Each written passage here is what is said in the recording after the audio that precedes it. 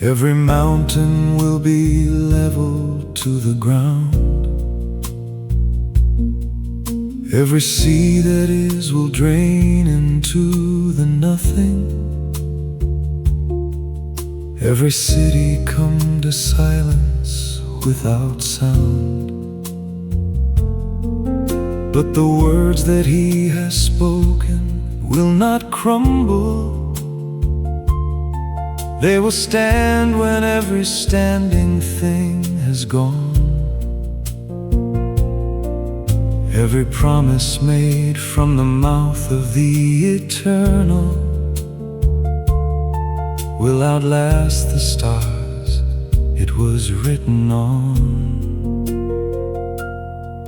His words will not pass away. When everything is passing, His words will not pass away. When the temporary ends, you can build your life on what He has spoken. You can stake your everything on this. His words will not pass away. They will stand.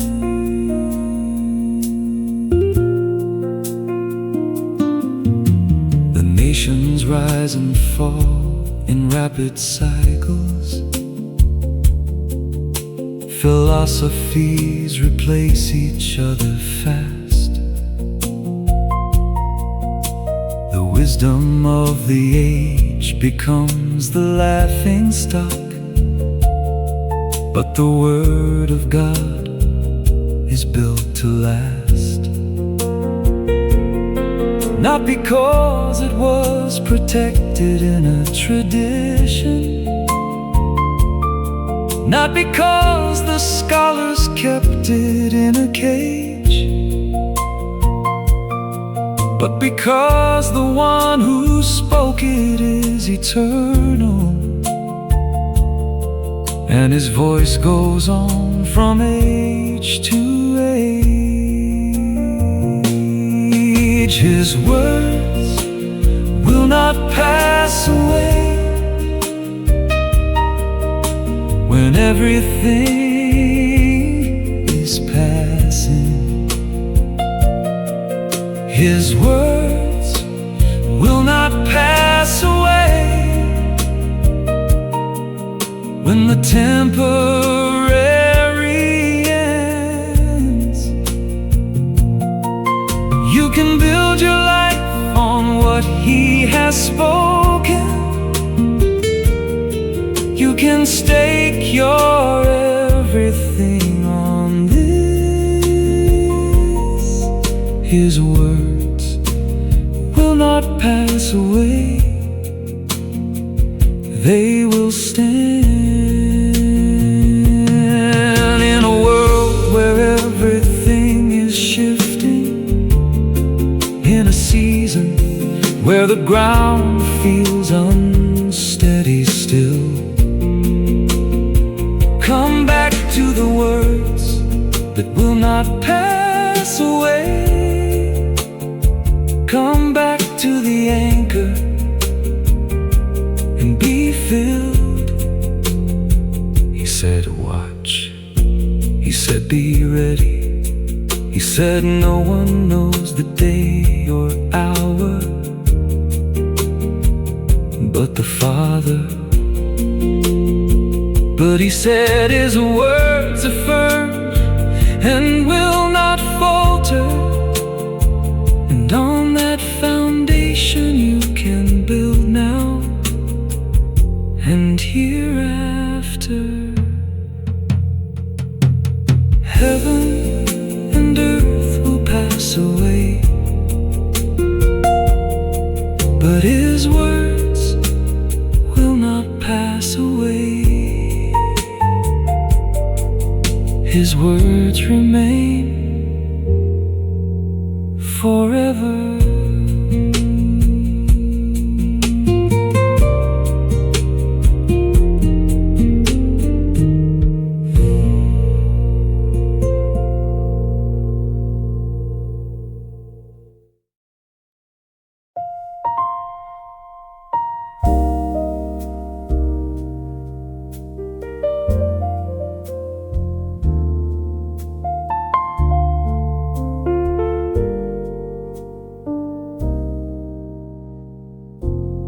10 took their lamps and went to meet the bridegroom.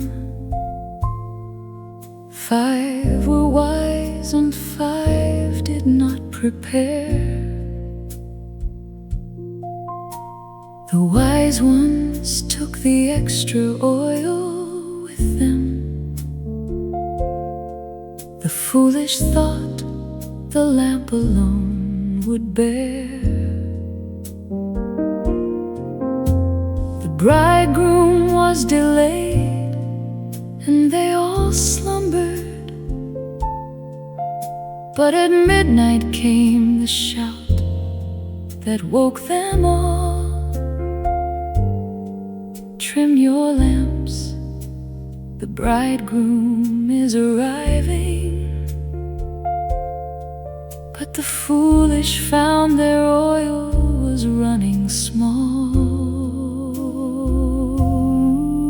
Be ready, be ready. Don't wait until the door is closed to find.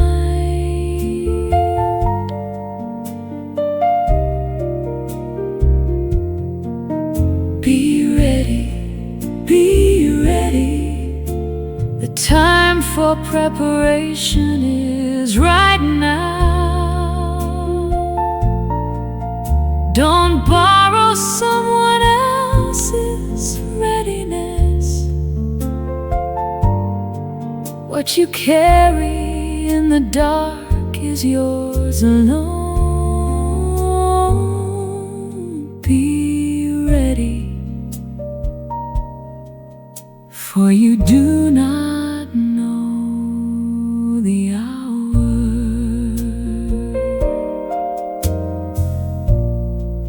Give us some of your oil, said the foolish.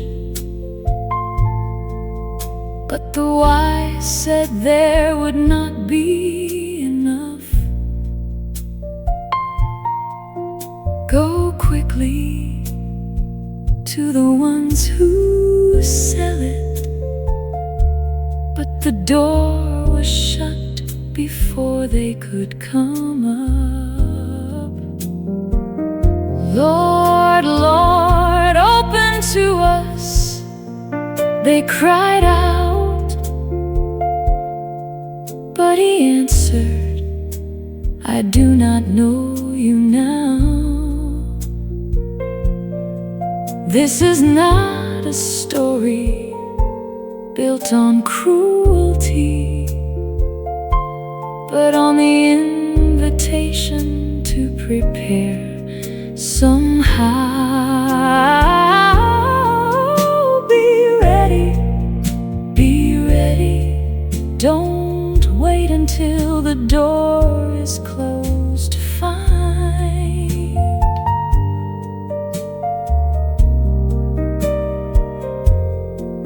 Be ready, be ready. The time for preparation is right now. Don't borrow someone else's readiness. What you carry in the dark is yours alone. Be ready,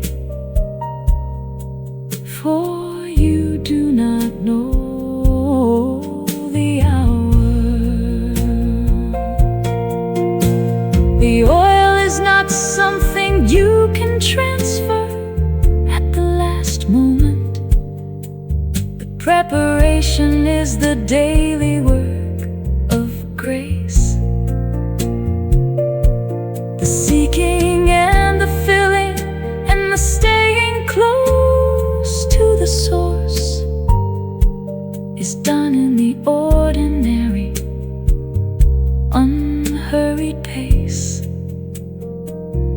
So tend your lamp in the long midnight of waiting. Keep returning to be filled and filled again. The bridegroom is worth the patient preparation. Be ready when he comes, say not when. Be ready, watch therefore. You know not the day, nor the hour.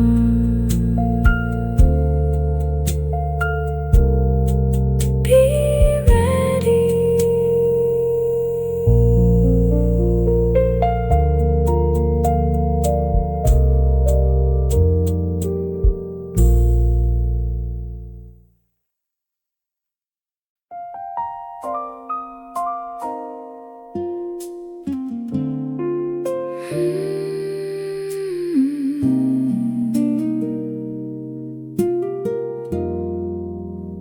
When did we see you hungry and bring you something to eat? When did we see you thirsty? When did we clothe you in the street?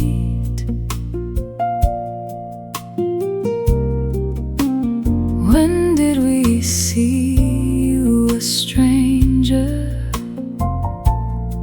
and invite you in to stay?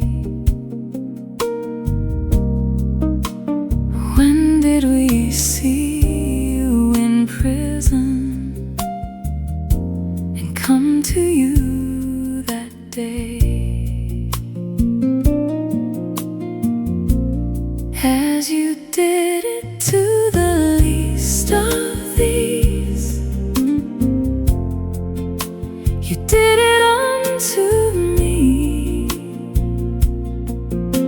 The hungry and the stranger and the sick, the ones the world has passed without a second look,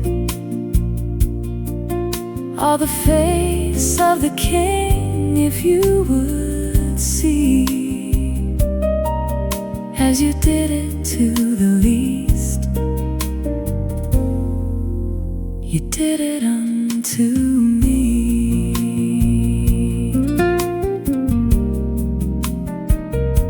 The King will say, come into the kingdom. Come all you who are blessed of my Father. For when I was hungry, you found me food. When I was thirsty, you gave me water. And the righteous will say, Lord, when did we serve you in that way? And he will say, every single time you did it to the least of mine, you did it that day. As you did it to the least of these, you did it unto me.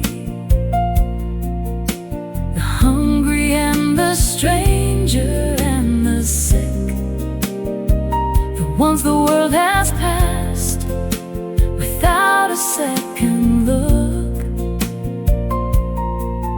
are the face of the King, if you would see. As you did it to the least, you did it unto me. Look at the person in front of you tomorrow. Look at the one you might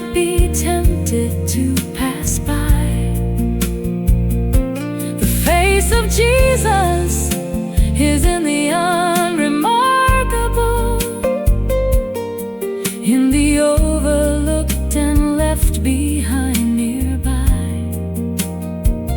Every act of kindness is an act of worship.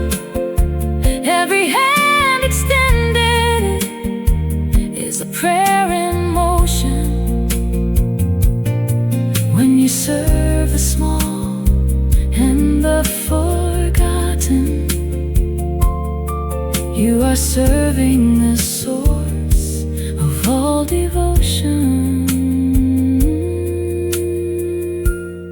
As you did it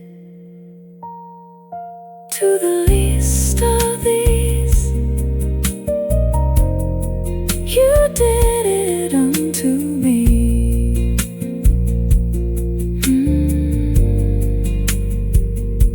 Inasmuch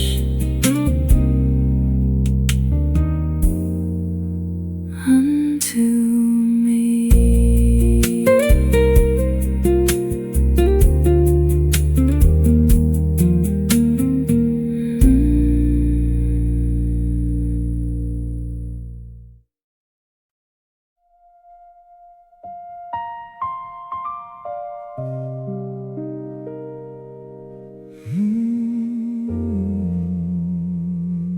He came to the garden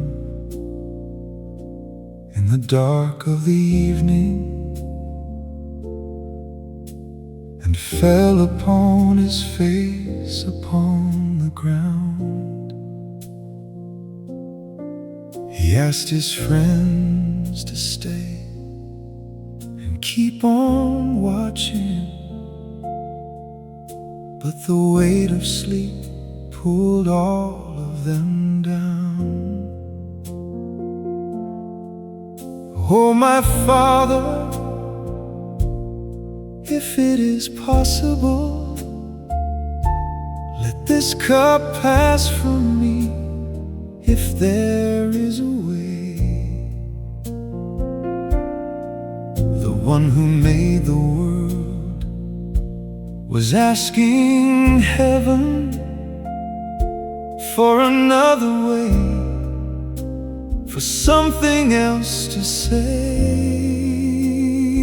Nevertheless,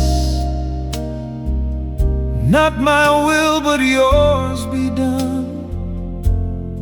Nevertheless, the hardest prayer that anyone has prayed, not as I will,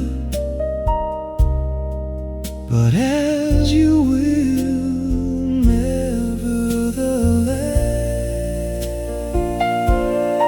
Nevertheless, this is what the love of God looks like. Not as I will, but as you will. Father, nevertheless. 3 times he came, and 3 times he returned, to find his friends asleep beside the trees. 3 times he prayed the prayer that changed the axis. 3 times he bent his knees, and in the 3rd returning, there was something, a resolution and a setting of the face. The cup would not be taken from the drinking, and he stood to meet what love would face. Nevertheless, not my will but yours be done. Nevertheless, the hardest prayer that anyone has prayed, not as I will, but as you will.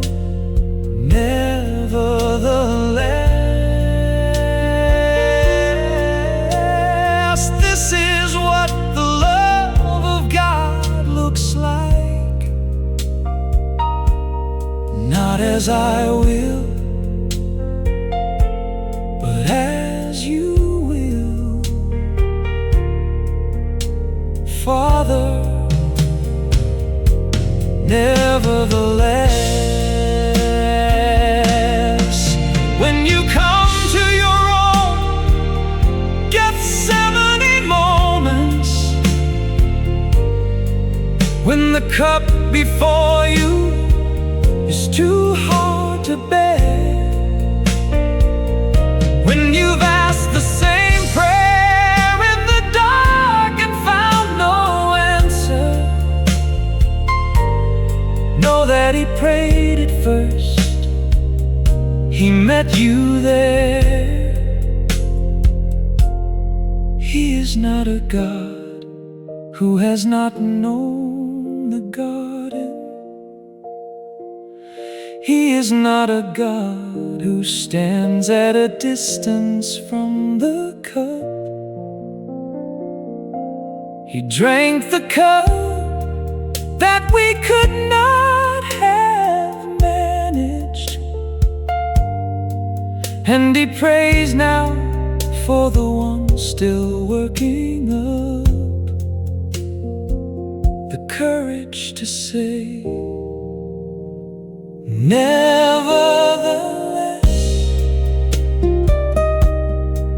not my will, but yours be done. Nevertheless, Father, nevertheless.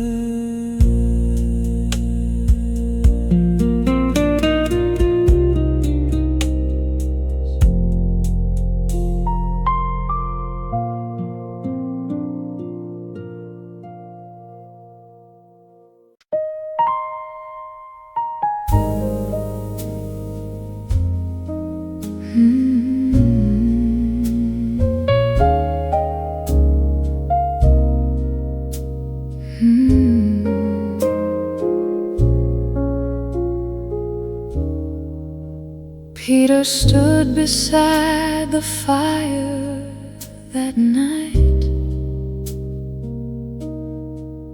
and when they asked him, he said, I don't know the man. 3 times the question came, and 3 times the denying,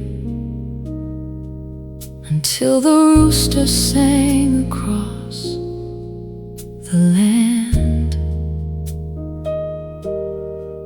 And Jesus turned and looked at Peter, and Peter remembered every word of the promise he had made just hours before, of the love he had declared, and now the hurt. He wept bitterly. He went out and wept bitterly. Not the weeping that gives up on everything, but the weeping that knows what has been done. He wept bitterly, the tear of someone who remembers the face of the one they said they didn't know. He wept bitterly,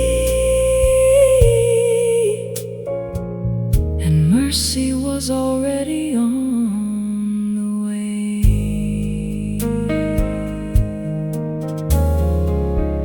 This is not the end of the Peter story.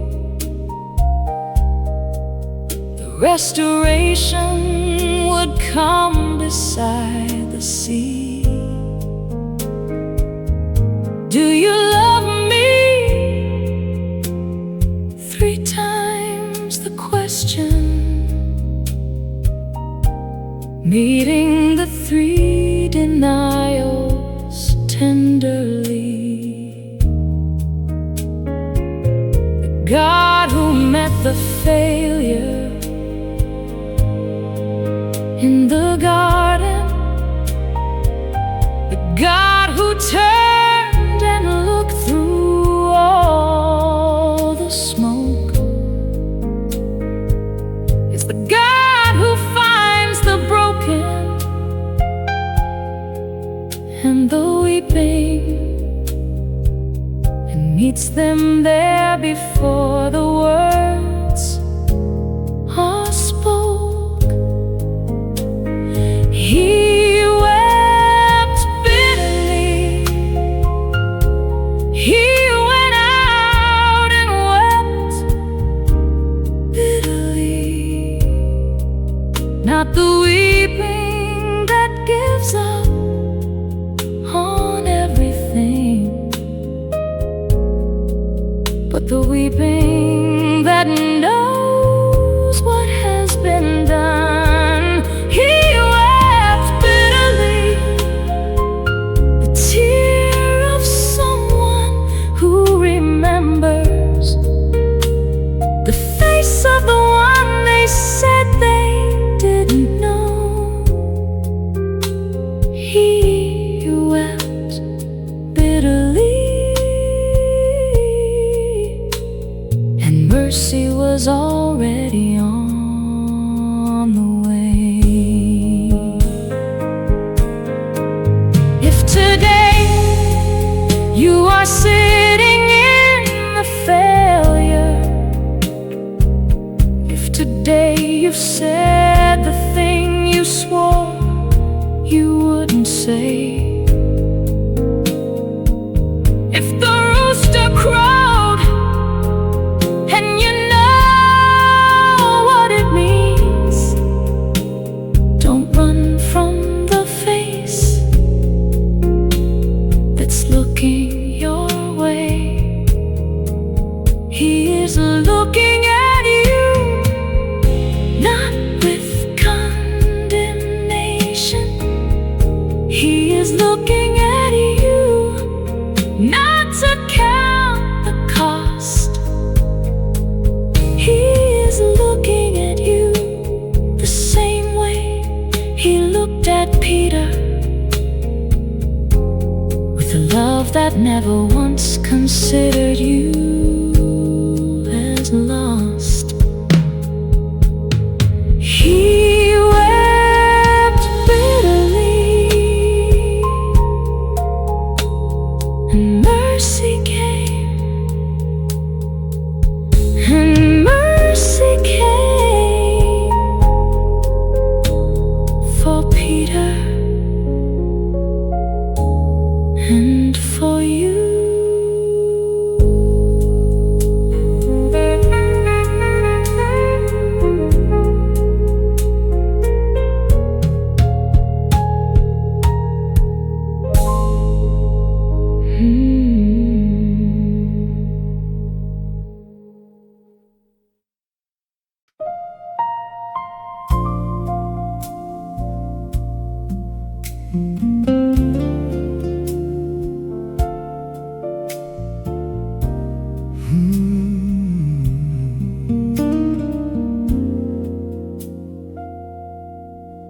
From the 6th hour until the 9th, the darkness covered all the land without the sun. And from the cross came a cry in the silence, shook the earth until it was done. My God, why have you forsaken the one who never sinned, took on the full? He who knew no darkness became the darkness, so that we would never have to feel it full. He cried the cry we never have to utter. He was forsaken so we never would be. The cross held the weight of every separation that sin had placed between the Father and the free. My God, was the last great desolation that love would walk through to the other side, so that every voice that cries from its own darkness would hear the echo answered in his cry.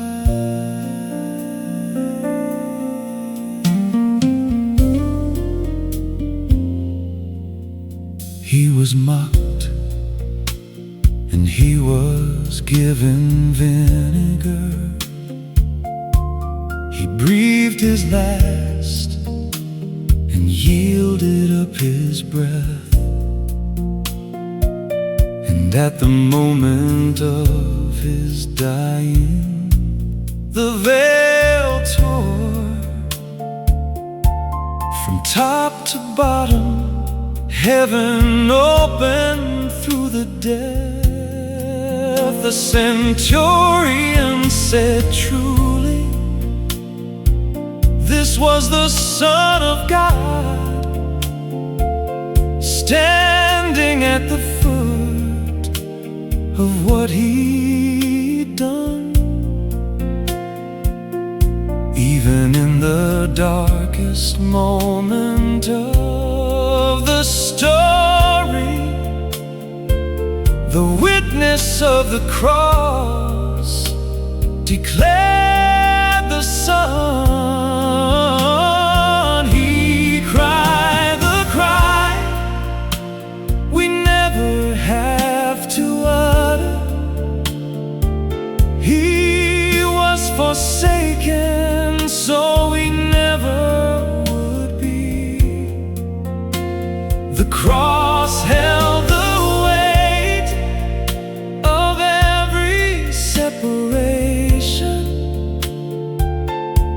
that sin had placed between the Father and the free. My God, was the last great desolation that love would walk through to the other side, so that every voice that cries from its own darkness would hear the echo answered in his cry.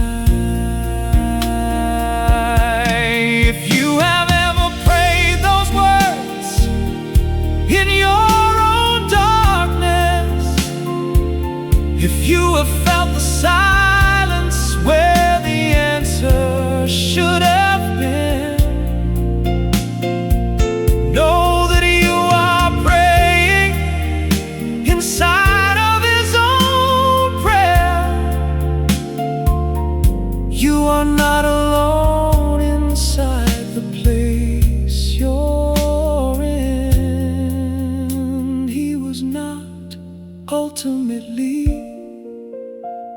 forsaken by the Father.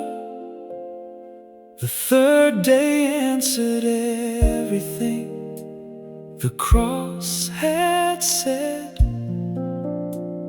And in your own forsaken, in your own dark garden,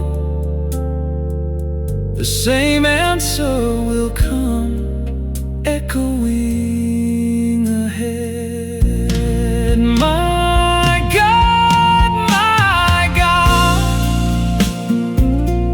He cried it for us. He was forsaken so we would not be. It is finished. He was forsaken for us.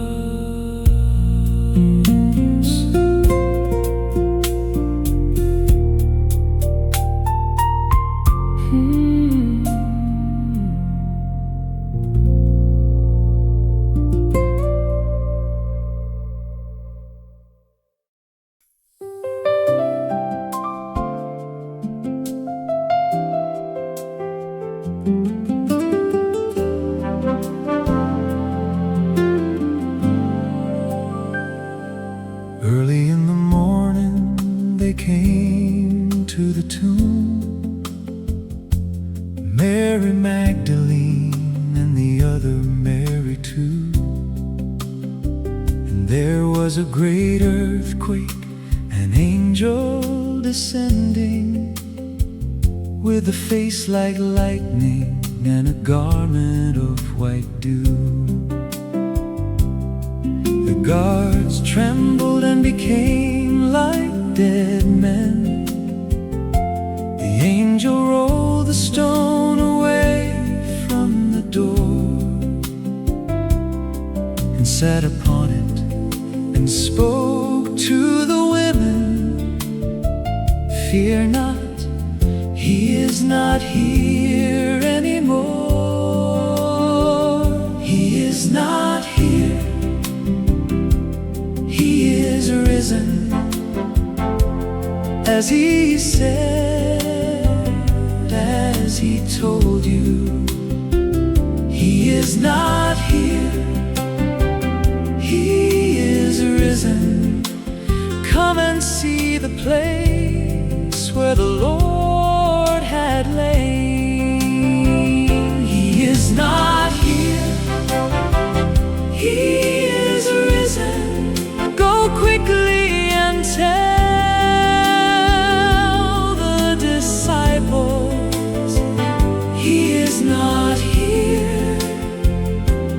He is risen, just as He said.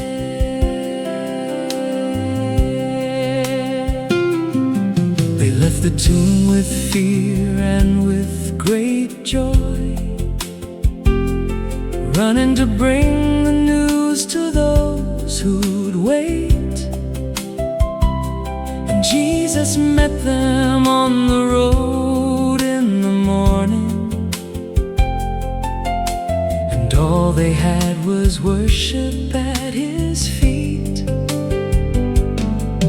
Go and tell my brethren, He told them, go to Galilee, and there they will see me.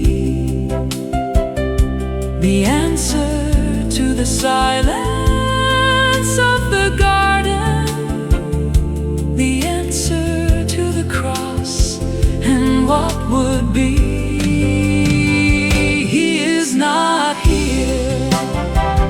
He is risen, as He said, as He told you. He is not here. He is risen. Come and see the place where the Lord had lain. He is not here. He is risen. Go quickly and tell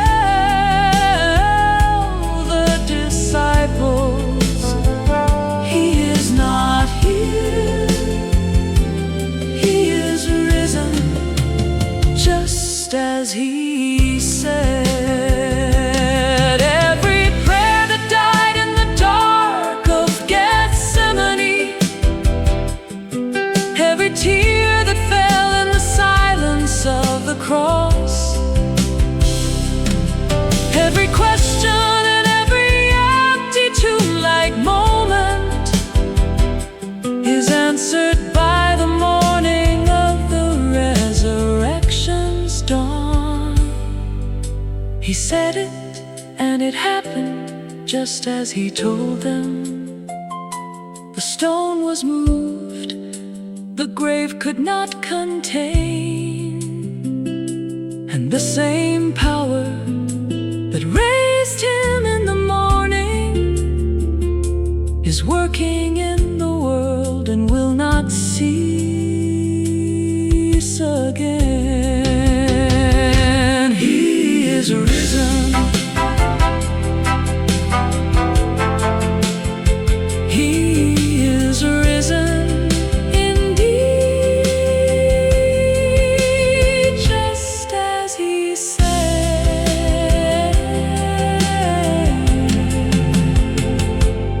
He is risen.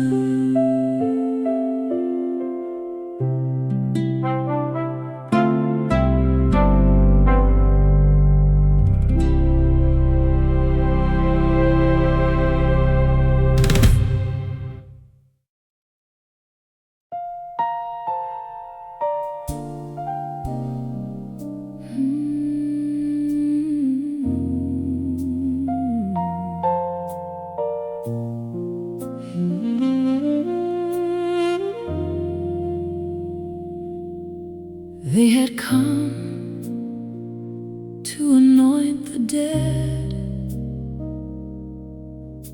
but instead they met the living. They had come with spices for the grave,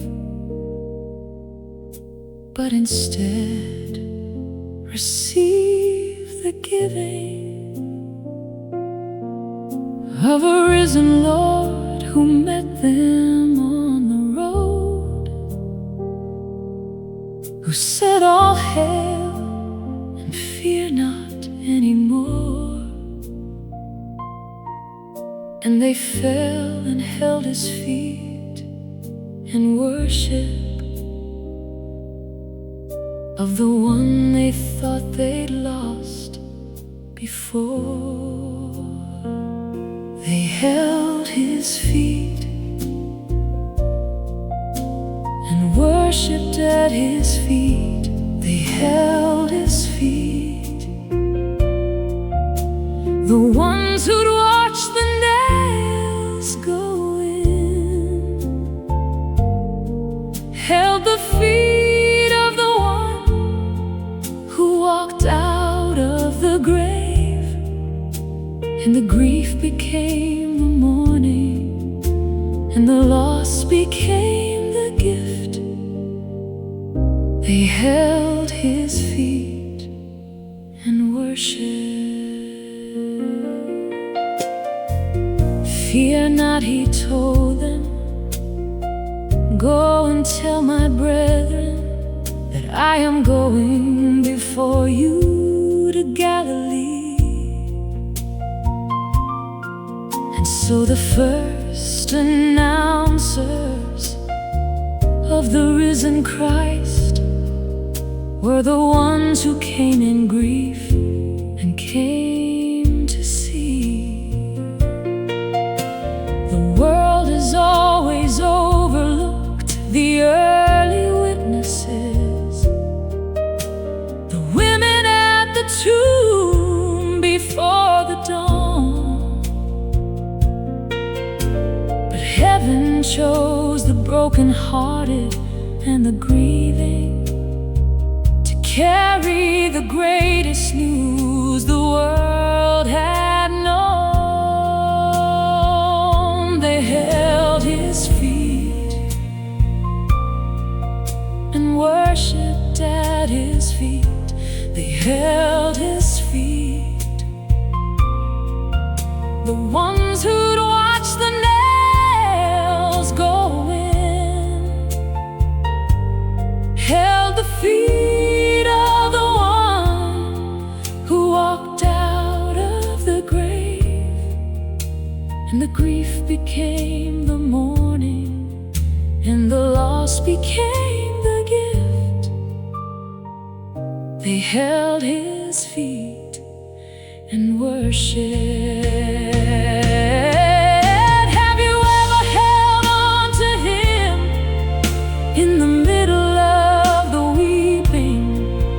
Have you ever felt the shift from grief to awe? Have you ever come expecting only sorrow and found him standing where you least expected more? He is still meeting the ones who come in early morning. He is still saying, fear not, to the broken-hearted ones. And every time a grieving heart discovers resurrection, another voice is added to the testimony of the Son. And they held his feet and worshipped him. Fear not, he said, go and tell. Fear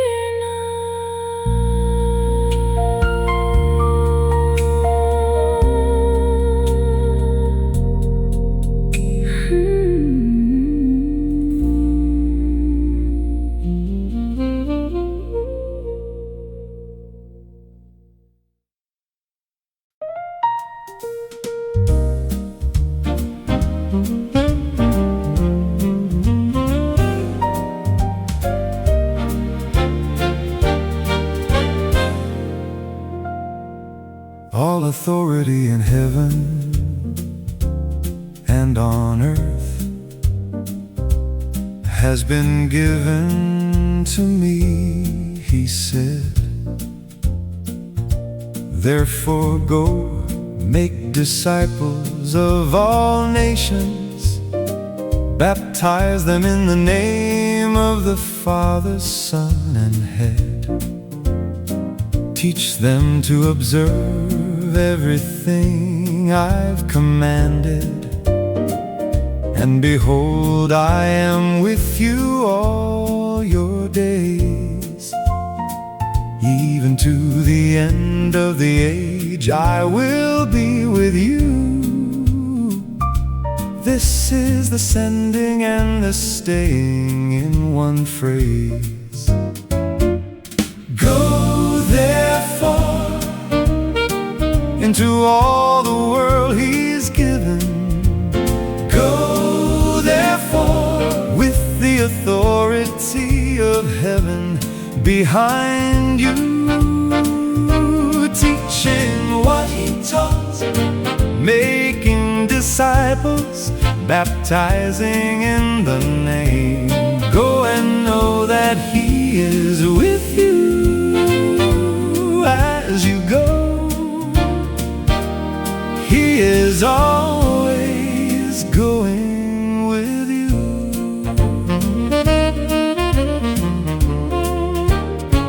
This is not a command for the professional only, not reserved for those with platform or with stage.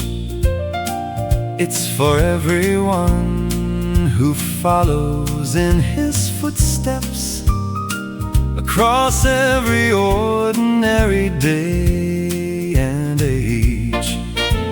The going is in the neighborhood and workplace, in the conversation and the quiet daily act, in the life that looks like someone has been changed by the resurrection and is never going back. Go therefore into all the world he's given. Go therefore with the authority of heaven behind you, teaching what he taught, making disciples, baptizing in the name. Go and know that he is with you as you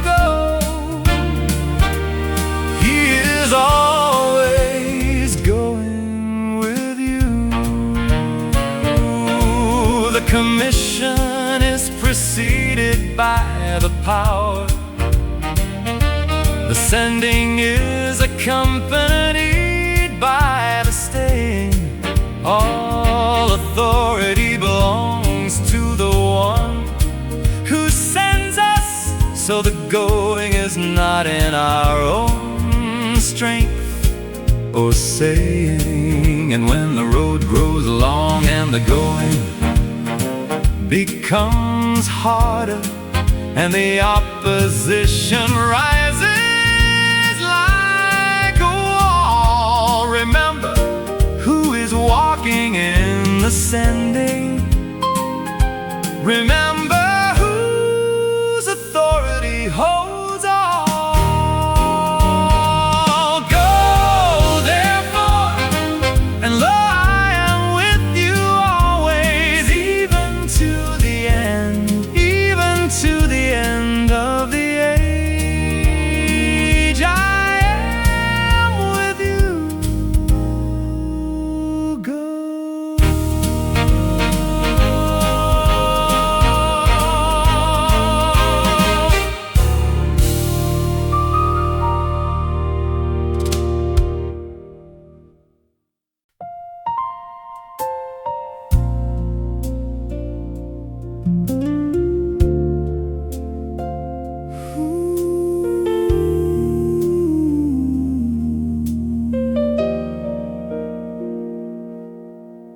The gospel opened with a name, Emmanuel, God with us.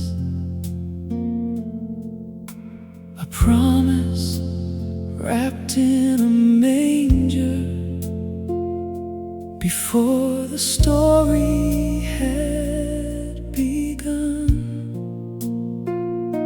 And now at the end of the telling, the risen Lord on the hill still said,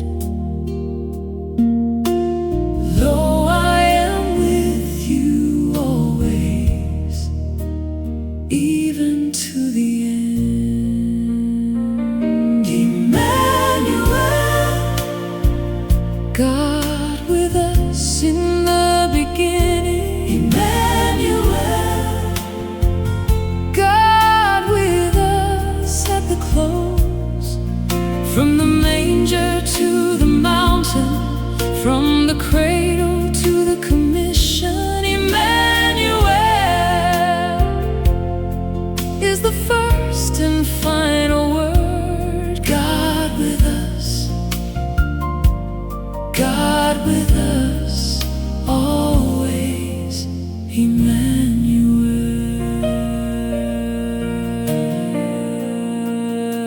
Between the cradle and the commission was every word he ever said or taught, every healing and every parable, every cross he bore and every victory bought. The Sermon on the Mount, the feeding of the thousands, Gethsemane and the garden's honest prayer, the empty tomb, the road to meet the weeping, Emmanuel was there.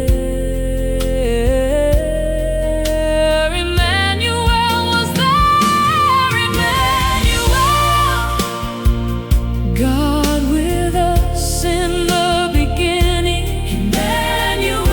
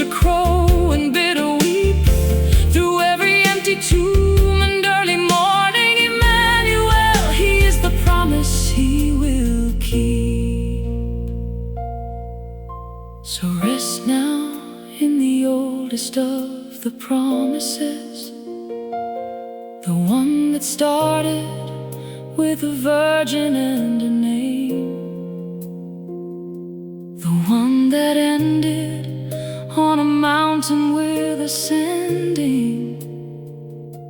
Emmanuel, today it is the same. He has not left, He has not gone on without you. He has not grown tired of the waiting for your turn. Lo, I am with you always, even to the end. Is still the word, still the truth, still for you to learn. Emmanuel, God with us. Lo, I am with you always, even to the end of the world. Emmanuel, from the first page to the last, God with us. God with us always.